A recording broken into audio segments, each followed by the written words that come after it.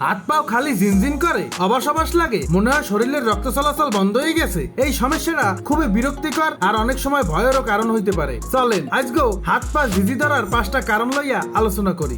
1. ভুল ভঙ্গিতে বসা বা শোয়া। এইটা হাত পা ঝিনঝিন করার সবচাইতে সাধারণ কারণ। যদি আপনি দীর্ঘক্ষণ একই ভঙ্গিতে বসে বা শুয়ে থাকেন, যেমন পা ক্রস করিয়ে বসে থাকেন, হাতের উপর ভর দিয়ে ঘুমান, তাহলে স্নায়ুর উপর চাপ পড়ে। এর ফলে সাময়িকভাবে ওই জায়গায় রক্ত চলাচল আর স্নায়ুর সংকেত বাধাগ্রস্ত হয়, যার কারণে ঝিনঝিন বা অবাস লাগতে পারে। একটু নাড়াচাড়া করলেই এইটা বা ঠিক হয়ে যায়। 2.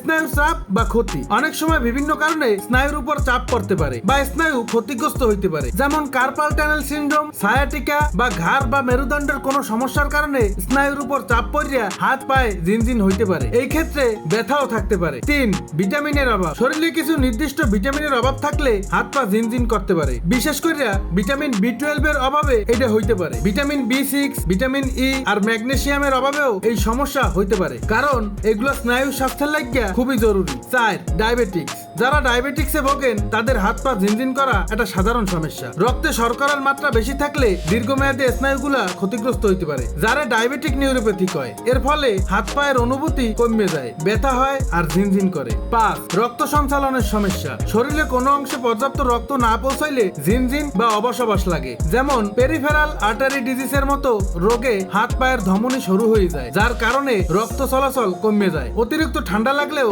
সাময়িকভাবে রক্ত চলাচল ব্যাহত হইয়া ঝিনঝিন করতে পারে। দেখলেন তো হাত পা ঝিনঝিন করার পেছনে কত রকমের কারণ থাকতে পারে। বেশিরভাগ সময় এটা নিরীহ হইলেও যদি ঘন ঘন ঝিনঝিন করে বা দীর্ঘক্ষণ থাকে বা অন্যান্য লক্ষণের লগে দেখা দেয়, তাইলে দেরি না করিয়া একজন ডাক্তারের পরামর্শ লওয়া খুবই জরুরি।